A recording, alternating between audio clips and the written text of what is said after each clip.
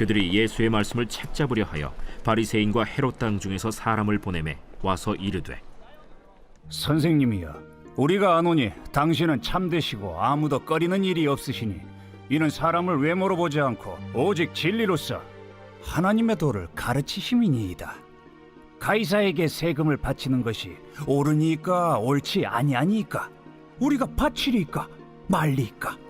한데 예수께서 그 외식함을 아시고 어찌하여 나를 시험하느냐? 데나리온 하나를 가져다가 내게 보이라. 이 형상과 이 글이 누구의 것이냐? 가이사의 것이니이다. 가이사의 것은 가이사에게, 하나님의 것은 하나님께 바치라.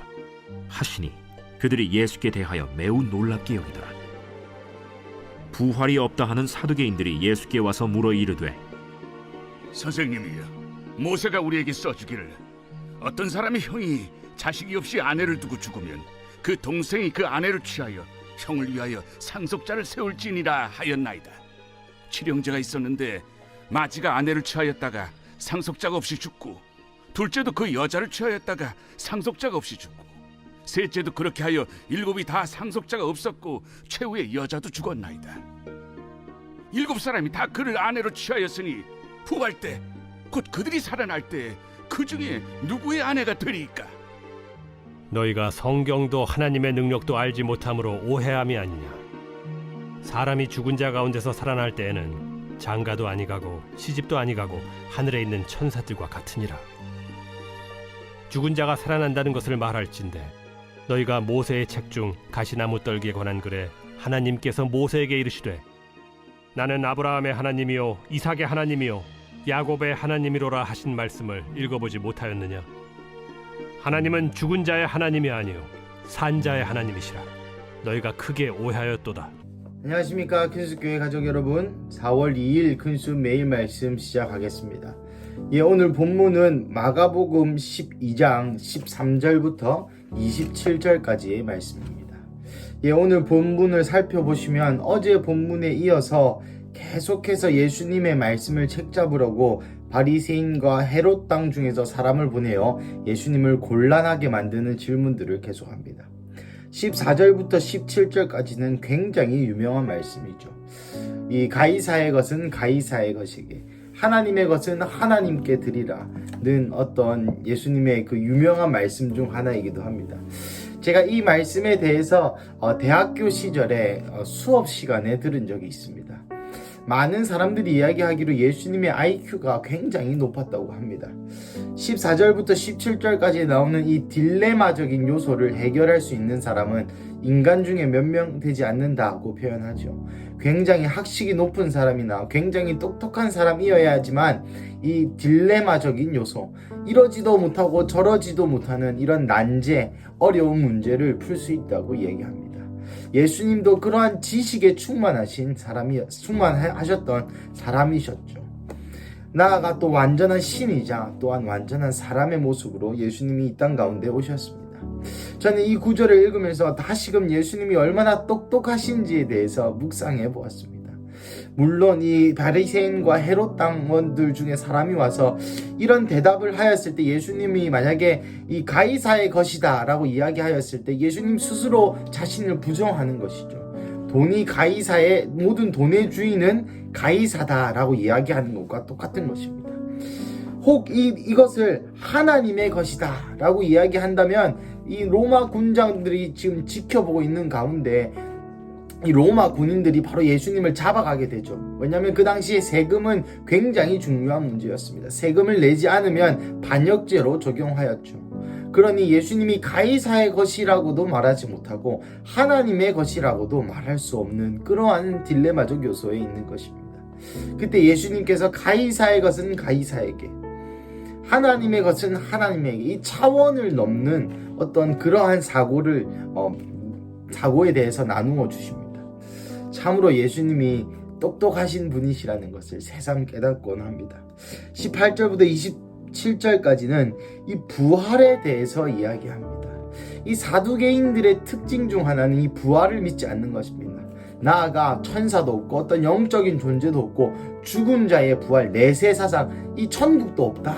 나아가 모세 오경 이후로 문자적으로 모세 오경을 넘어가는 것은 다 죄악이다라고 여겼던 그 사두개파, 이 유대교의 제사장들과 그 당시 유대교의 귀족, 유대인들 중에 귀족 가문들이 합쳐서 만든 것이 사두개파라고 얘기하는데, 이 어원은 사독, 제사장 사독이라고 하십니까?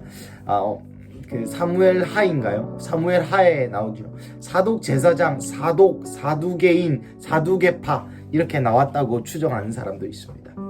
여튼 이 사두개인에게 천사도 없고 죽음도 없다, 부활도 없다. 죽음도 없다가 아니죠. 부활도 없다. 나아가 내세도 없으며 천국도 없다. 영적인 거 없다. 라고 이야기하는 그 사두개인들에게 예수님께서 부활에 대해서 예수님께 이 사두개인들이 트집을 잡는 것이죠.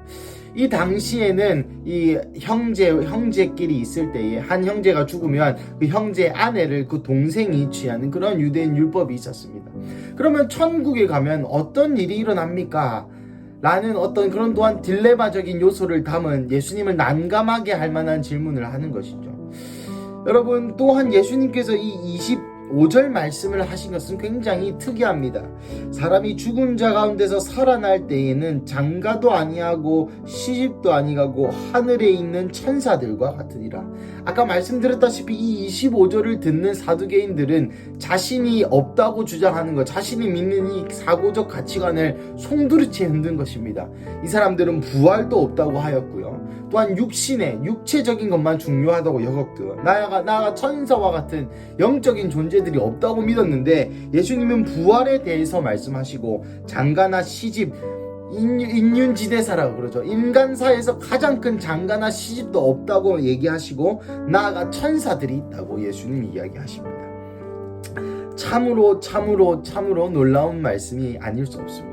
그리고 아까 제가 설명한 것처럼 26절에 죽은 자 가운데서 살아야 난다는 것을 말할진대 너희가 모세의 책 중 하나, 아까 말씀드렸죠. 이 사두개인들은 모세 오경 이외의 것을 믿지 않았습니다. 그러니까 예수님이 모세의 책, 모세 오경 중에 가시나무 떨기에 관한 글에 하나님께서 모세에게 이르시되 나는 아브라함의 하나님이요 이삭의 하나님이요 야곱의 하나님이로라 하신 말씀을 읽어보지 못하였느냐.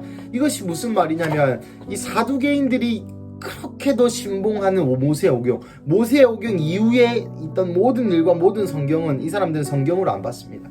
그러니까 너네 모세 오경 안에도 아브라함의 하나님, 이삭의 하나님, 야곱의 하나님, 이 세대에 흐르는 하나님이라고 이야기하였는데, 그렇다면은 이 죽은 자의 하나님이라고도 이야기하는 것이죠. 하나님께서 이삭에게 나타나 내가 너의 아버지와 할아버지의 하나님이다.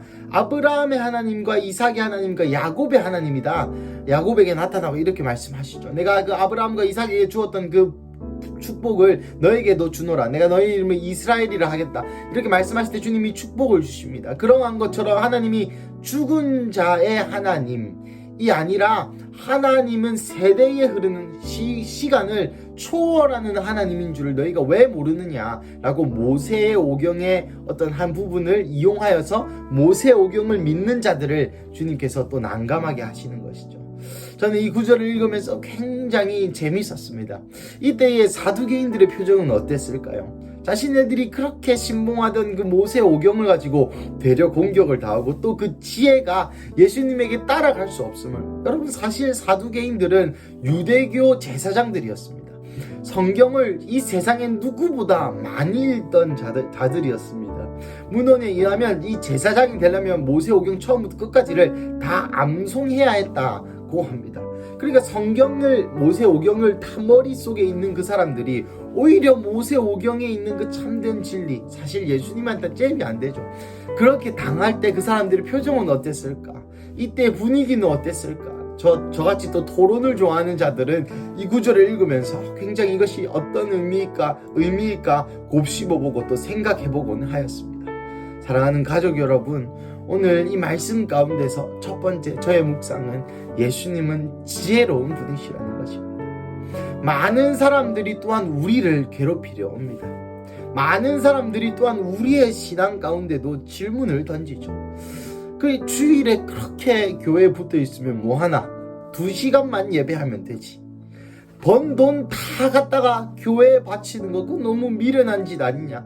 자녀도 돌봐야 되고 좋은 일에 많이 써야지.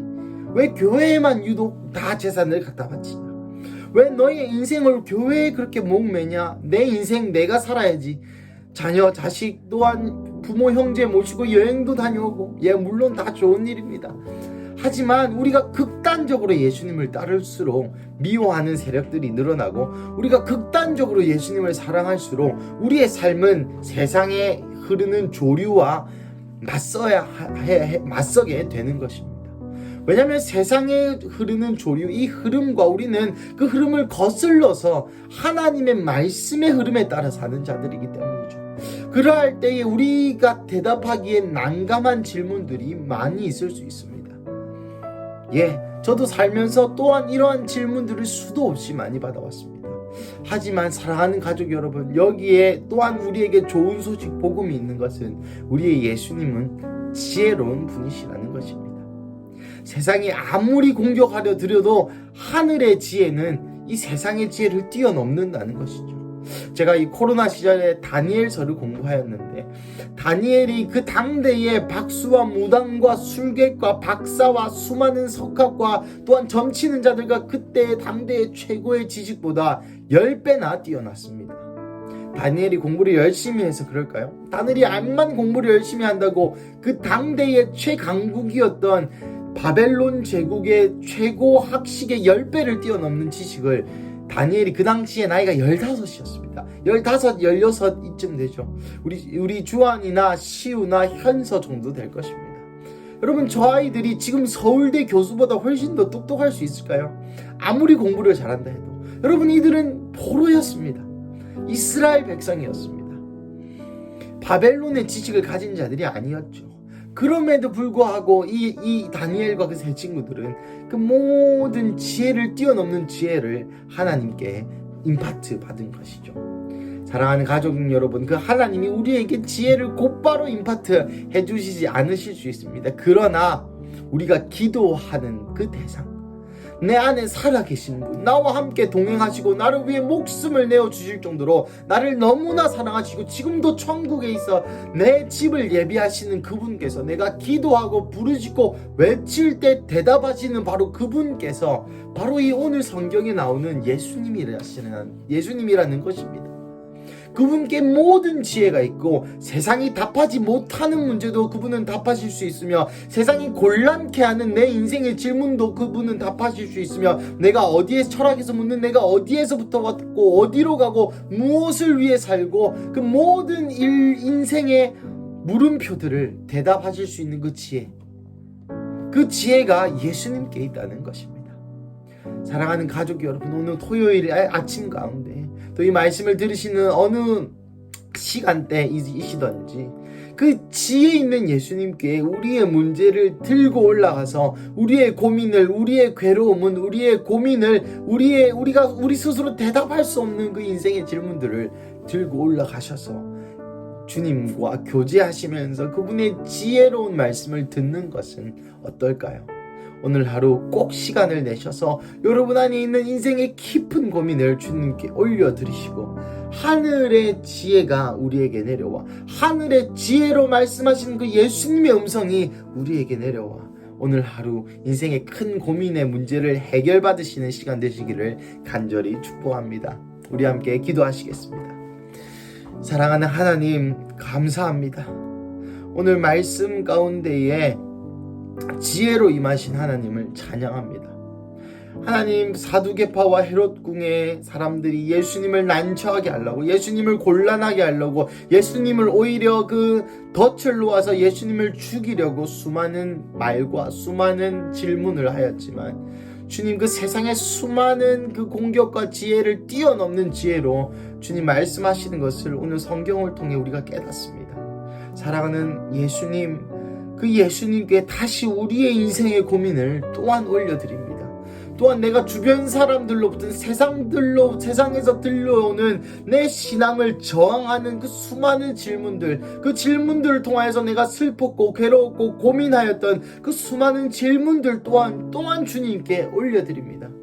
주님, 이들 가운데 하늘의 지혜로 대답하셨던 것처럼 우리의 질문도 주님이 대신 대답하여 주시옵소서. 하나님, 우리에게는 그 답을 가지고 있지 않습니다.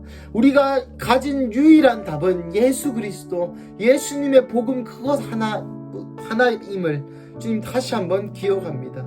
그래서 주님, 오늘 이 토요일 주님과 이 교제의 시간 가운데에 다시금 하나님의 얼굴을 바라볼 수 있는, 다시금 하나님의 지혜를 깨달을 수 있는, 그래서 하늘로부터 내려오는 목소리가, 하늘로부터 내려오는 그 지혜가 오늘 내 마음 가운데 임하여 나를 그토록 괴롭혔던 그 질문들, 그 수많은 공격들, 그 덫으로부터 자유케 하게 하여 주시옵소서. 또한 사탄이 이리가 양을 잡아먹으려고 하는 것처럼 사자처럼 두루다니며 우리를 삼킨다고 말씀하셨는데, 하나님, 우리가 그 사자처럼 삼키는 그 사탄의 수많은 거짓 질문, 거짓 공격에 또한 하늘의 지혜로 우리를 보호하여 주시옵소서. 그래서 오늘 토요일 주님 앞에 새로운 정체성으로, 하늘의 지혜를 모두 가지신 분이 나의 아버지시며 나의 예수님이시며 나의 신랑이시며 나의 친구이며 나의 영원한 동반자시구나 라는 이 큰 진리를 깨닫는 그런 토요일 되게 하여 주시옵소서. 주님, 감사합니다. 이 모든 말씀 살아계신 예수님의 이름으로 기도드립니다. 아멘.